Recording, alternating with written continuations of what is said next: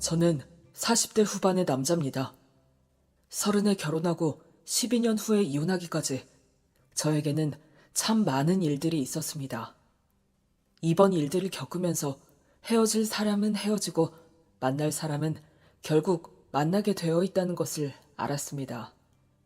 제가 지금까지 겪었던 일들, 한때는 가슴 아팠고 한때는 세상을 다 가진 듯 기뻤던 이야기를 한번 해보려고 합니다. 저는 30에 대학 동기 민지와 결혼했습니다.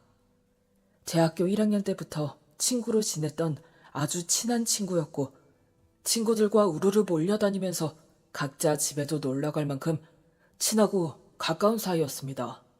그때까지만 해도 우리는 평생 좋은 친구로 남을 줄 알았습니다. 그런데 인생은 가끔 생각지도 못한 방향으로 흘러갈 때도 있더군요.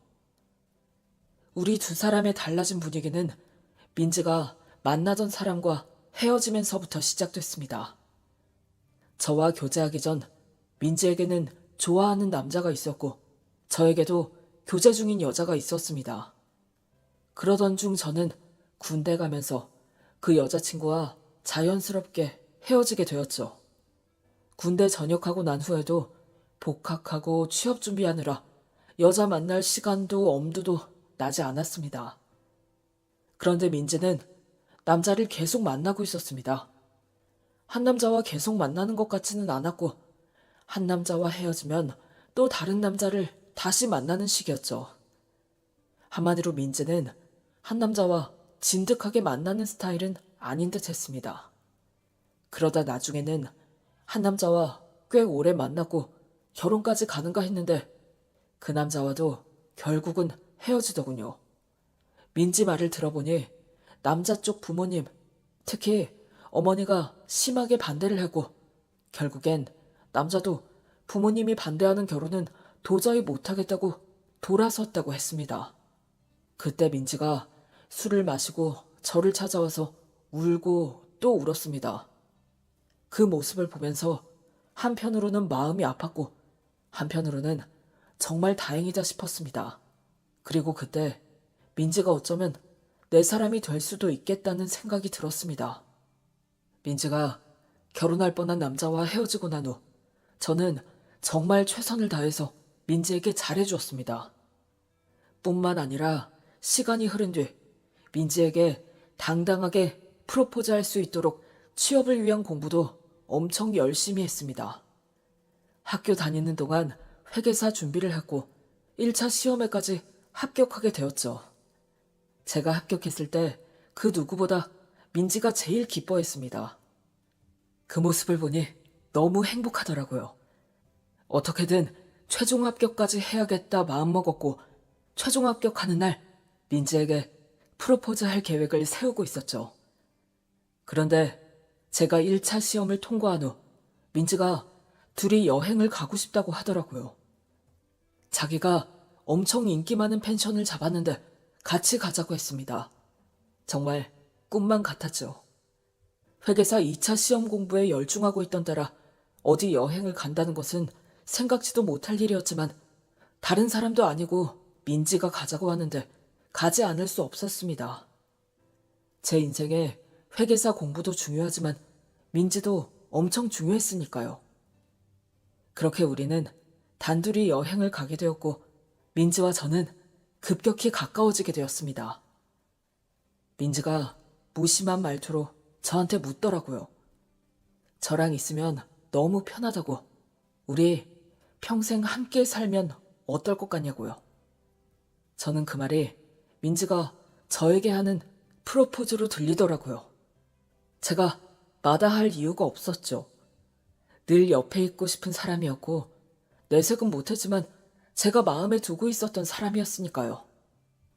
그리고 얼마 후 저는 2마리 토끼를 한 번에 잡았습니다. 회계사가 되었고 민지와 결혼까지 하게 되었습니다. 제 인생 이거면 충분하다 했습니다.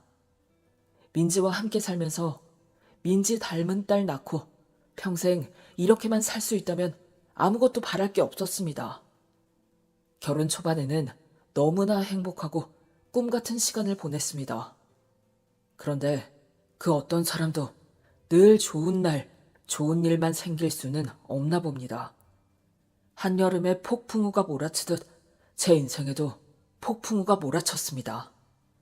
우리 부부 사이는 늘 평온했고 둘 사이에 불화는 없었습니다. 여기에 아이만 있으면 완벽하다 생각했지만 몇 년이 지나도 아이는 생기지 않더라고요.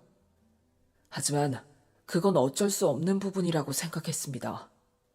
우선 민지가 아이 갖는 것에 대해서 관심이 없었고 저도 민지에게 아이 문제로 스트레스 주고 싶지 않았습니다. 모든 것이 평화로웠습니다. 그런데 잔잔해 보이던 일상 속에 제가 모르던 일들이 휘몰아치고 있었습니다.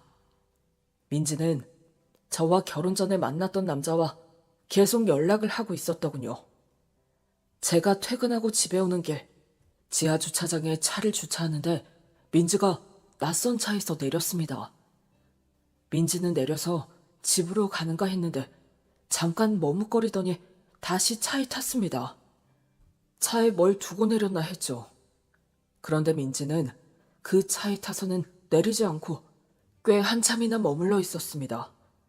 그 순간 느낌이 엄청 안 좋더라고요. 뭔가 있다는 느낌이 들었고 저는 그 차로 다가가서 창문을 두드려 볼 생각이었습니다. 그런데 제가 차문을 열고 내리려는 순간 그 차는 민지를 태운 채 우리 아파트 주차장을 빠져나갔습니다. 그때 당장 바로 저도 차를 타고 쫓아갔어야 했는데 그땐 그런 생각을 못했습니다. 이게 무슨 상황인지, 민지가 왜 저 차를 타고 집에까지 왔다가 다시 나갔는지, 저 차에 탄 사람은 누군지 잠깐 동안 머리가 복잡해지더라고요. 그리고 잠시 후 정신을 차리고 그 차 뒤를 따라갔습니다. 그런데 이미 그 차는 사라지고 보이지 않았습니다. 저는 민지한테 전화를 걸었습니다.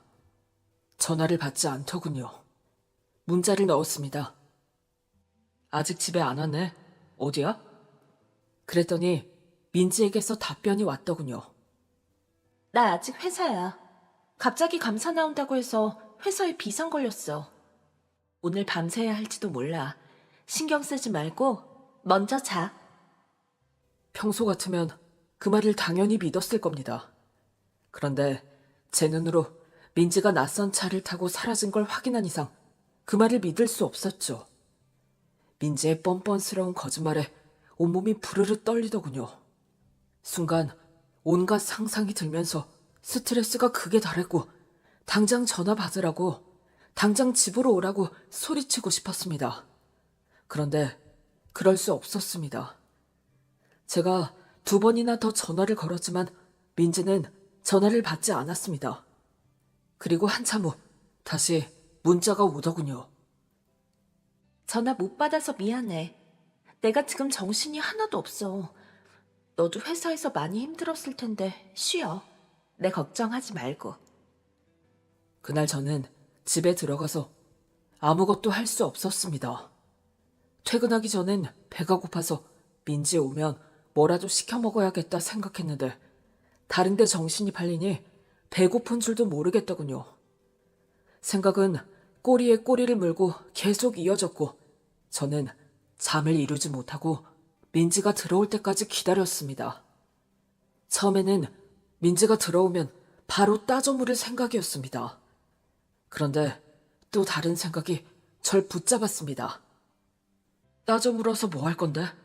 그런다고 민지가 있는 그대로 얘기해 줄까? 섣불리 행동하지 말자. 생각을 정리하자. 저는 민지가 들어올 때까지 잠들지 않고 있었지만 민지가 도착했을 때 잠든 척 했습니다. 민지는 그날 새벽 2시가 넘어서 들어왔더군요. 들어온 후 민지가 샤워하는 소리도 못 들었는데 민지의 머리카락은 약간 젖어 있었습니다. 이 새벽에 어딘가에서 머리를 감았거나 샤워를 하고 왔다는 거겠죠. 심장이 터질 것 같았습니다. 그런데 민지는 눕자마자 골아떨어지더군요. 그때 생각이 들었습니다. 우리 사이는 끝났다. 절대 돌이킬 수 없다. 하지만 이대로 끝낼 수는 없었습니다. 상대가 누군지, 무슨 짓을 하고 돌아다니는지 하나하나 다 밝혀내고 밑바닥으로 끌어내려 가만두지 않으리라 마음먹었습니다. 저는 조바심 나던 마음을 냉정하게 가라앉히고 민지에게 그 어떤 내색도 하지 않았습니다. 그렇다고 예전처럼 대하지도 않았습니다. 민지가 무슨 일이 있냐고 물으면 그냥 저는 회사 일이 많아서 피곤해서 그렇다라고만 짧게 대답하고 조용히 둘의 관계를 캐고 들었습니다. 사랑한 크기만큼 미움의 크기도 커진다더니 저는 아무리 생각하고 또 생각해도 민지가 용서가 안 됐습니다. 저는 수단과 방법을 가리지 않고 두 사람의 증거를 모았고 그리고 두 사람의 증거를 충분히 잡았을 때 그 남자가 아니라 그 남자의 어머니를 찾아갔습니다. 그리고 외도 증거들을 다 보여주며 당신이 그토록 결혼을 반대했던 여자가 지금 당신 아들과 바람을 피우고 있다고, 이 여자가 창창한 당신 아들 앞길을 막고 있다고 그 남자 어머니의 신경을 건드렸습니다. 그 남자 어머니는 일명 달러 장사를 해서 돈을 모아서 일수로 돈을 빌려주는 일을 하다가 지금은 건물을 몇 개 가지고 있을 정도로 돈 하나는 아쉽지 않은 인생을 살고 있었습니다. 그런데 돈은 있지만 명예가 없는 것이 한이 돼서 자식들 교육은 무서울 정도로 시켰고 며느리도 일명 배운 며느리를 보고 싶어 했던 것이었습니다. 평범한 대학 나와서 평범한 직장을 다녔던 민지가 그 남자의 어머니 눈에 찼을 리가 없었을 겁니다. 게다가 딱 봐도 끼가 넘치는 여자니 저런 여자는 절대 며느리로 못 들인다고 못을 박았던 모양이었습니다. 그 남자의 어머니는 그 남자와 민지 둘 사이를 떼어놓으면서 아들하고 원수질 뻔했는데 민지가 다시 자기 아들한테 붙어서 자기 아들 앞길을 가로막고 있다고 하니 그 남자 어머니는 눈에 뵈는 게 없는 듯 했습니다. 그 남자 어머니의 성질은 예상했던 대로 대단했습니다. 세상에 여자들 세고 셌는데 어쩌다 그런 잡것이 우리 아들한테 들러붙어서 이 난리야. 돈 장사하면서 내가 사람 하나는 귀신같이 알아보는데 내가 그것을 첫눈에 알아봤지. 그 잡것은 평생 한 남자로 만족하지 못하는 여자고 내 언젠가는 사고 칠 줄 알았어. 혹시 내 아들하고 다시 연결될까봐 절대 그 여자하고는 얽히지 말라고 네 인생 망치게 될 거라고 그렇게 신신당부를 했는데 이 불려우 같은 것이 내 아들을 꼬셨네? 내 절대 가만히 안 둬. 내가 이 잡것을 세상에 발붙이지 못하게 해줄 거야. 그 잡것을 그냥 두면 내가 백정숙이 아니지. 그 남자 어머니는 아주 단단히 벼르고 또 별렀습니다. 그리고 며칠 후 바로 효과가 나타나더군요. 그 남자 어머니는 입이 걸기로 소문난 남자 둘을 데리고 민지 회사를 찾아갔더군요. 그 남자의 어머니는 아무리 많은 벌금이라도 받을 각오를 하고 회사를 발칵 뒤집어 놓았고 민지에게 손은 안 댔지만 말로 사람을 만신창이로 만들어 놓은 모양이었습니다. 민지는 그날 회사가 끝나기도 전에 집으로 돌아왔고 제가 들어갔을 때 넋이 나간 듯 벌벌 떨고 있었습니다. 민지가 저를 보더니 너도 알고 있었냐고 묻더군요. 당연히 알고 있었지. 내가 한 집에 같이 사는 남편인데 모른다는 건 말이 안 되지. 나 몰래 바람 피우는 사실을 나 혼자 알고 있기 참 아깝더라. 그래서 그 남자 어머니를 찾아가서 내가 직접 얘기해드렸어. 성질 대단하시던데 앞으로 진짜 조심해야겠더라. 그랬더니 민지는 너무 놀라며 눈을 크게 뜨고 핏발선 눈으로 저를 한참이나 쳐다보더군요. 어떻게 그럴 수가 있어? 어떻게 네가 나한테 이럴 수 있어? 나한테 먼저 말했어야 하는 거 아니야? 그 남자 어머니를 찾아가면 어떡해? 내가 왜 너한테 먼저 말해야 돼? 너는 그 남자 만나는 거 나한테 얘기하고 만났어? 내가 왜 그 얘기를 너한테 먼저 해야 되는데? 네가 무슨 짓을 했는지 잘 생각해봐. 곧 땅을 치고 후회하게 될 거야. 그리고 정신적인 보상은 해야지. 너도 잘 알다시피 내가 돈 계산 하나는 끝내주게 잘하는 사람이잖아.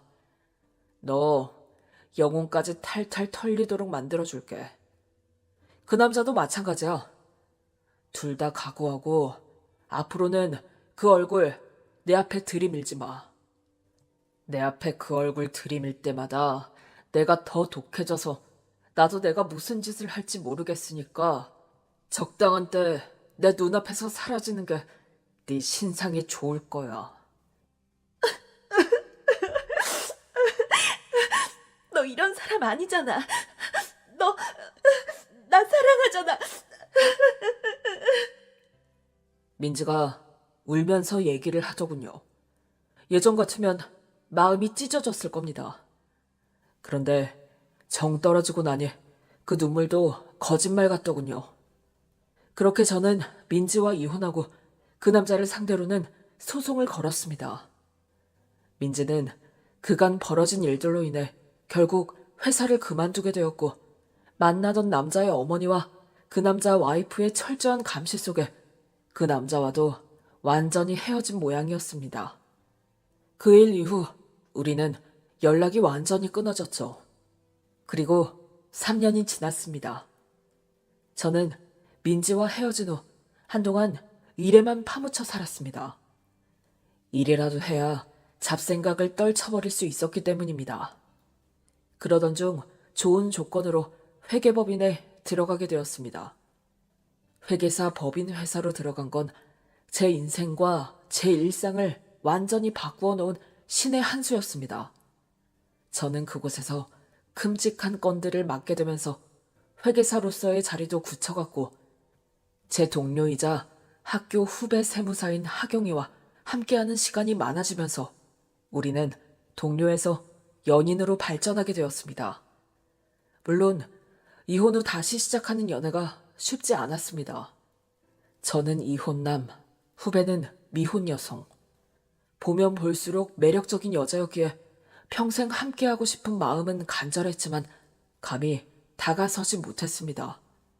그 후배는 저처럼 이혼한 남자 아니어도 얼마든지 좋은 사람을 만날 수 있는 사람이었고 제가 그 여자를 차지하는 건 터무니없는 욕심을 부리는 것 같았습니다.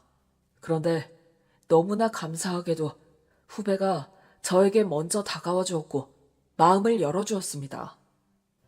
저는 정말 감사한 마음으로 후배의 진실한 마음을 받아들였고 우리는 그렇게 선후배이고 동료이자 사랑하는 사이가 되었습니다. 우리의 사랑이 한참 꽃을 피워나갈 때 모르는 번호로 전화가 걸려오더군요. 그때 너무나 바쁜 철이라 전화를 받지 못했는데 잠시 후 뜬금없는 문자 한 통이 왔습니다. 너 하경이랑 연애하니? 하경이를 들먹거리는 걸 보니 우리를 잘 아는 사람인 듯 했습니다. 그래서 누구냐고 물었죠. 누구겠어? 나야 민지. 당신 전 와이프. 그 문자를 보자마자 갑자기 연락해서 이게 뭐 하는 짓인가 싶더군요. 알고 보니 민지는 하경이가 가깝게 지내는 언니의 친구였습니다. 건너 우리 둘 사이를 민지가 알게 됐는데 내가 하경이랑 연애하는데 거기에 자신을 끌어들여서 망상에 빠진 듯 말도 안 되는 소리를 했습니다. 자기를 잊지 못해서 아무나 만나냐는 둥 일부러 자기의 질투심을 유발하기 위해서 내 주변 사람을 꼬신 거냐는 둥 다른 사람 끌어들이지 말고 자기한테 다시 오고 싶으면 당당하게 남자답게 말하라는 둥 상상력이 그야말로 정신병 수준이었죠. 저는 말도 안 되는 소리 그만하고 꿈 깨라 얘기하고 싶었지만 상대할 가치도 없고 비록 문자지만 단 한마디도 주고받고 싶은 마음이 없었습니다. 그래서 그냥 바로 차단을 해버렸죠. 아무리 연락해도 안 되니 나중에는 나를 만나겠다며 회사 앞까지 찾아와서 기다리고 있었습니다. 그날 하경이 부모님과 저녁 먹기로 한 날이었는데 회사 앞에까지 찾아온 걸 보니 너무 기가 막혔습니다. 적어도 자존심 하나는 지킬 줄 아는 사람이었는데 어쩌다 저렇게 분별력도 없고 자존심도 없이 행동하나 싶더군요. 얼굴도 옷차림도 예전 같지 않았습니다. 뭐랄까요? 어떻게든 화려하게 보이고 싶어서 안달난 사람 같다고 할까요? 나이는 점점 들어가는데 쳐다봐주는 남자가 없어서 저러나 싶은 생각이 들 정도였습니다. 민지는 우리 두 사람 앞을 가로막고 저보고 얘기 좀 하자고 하더군요. 그러자 하경이가 저보고 묻대요. 선배, 잠깐 자리 비켜줄까? 할 얘기 남았어? 아니야. 너하고 얘기하고 너하고 함께 있는 시간도 부족해. 바람나서 헤어진 전 와이프하고 얘기할 시간이 어딨어. 가자. 어머니 기다리시겠다. 그러자 민지가 길거리에서 부끄러운 줄도 모르고 소리를 질러댔습니다. 저희는 소리 지르는 민지를 뒤로하고 바로 택시 타고 예약해둔 식당으로 향했죠. 뒤늦게 나타난 민지를 보니 그런 생각이 들더라고요. 이러려고 바람 피웠나? 어쩌다 그런 어리석은 판단을 해서 지금 이 모양 이 꼴을 하고 나타났나? 참 한심하면서도 씁쓸하더라고요. 배우자 몰래 바람을 피우면 그 순간은 마치 게임이라도 하는 것처럼 재미있고 흥미로웠겠죠. 하지만 그 끝을 경험해본 사람이라면 절대 그런 선택을 하지 않을 거라 생각합니다. 그 끝에 쓴맛을 봤으니 민지도 앞으로는 정신 차리고 살길 바랍니다.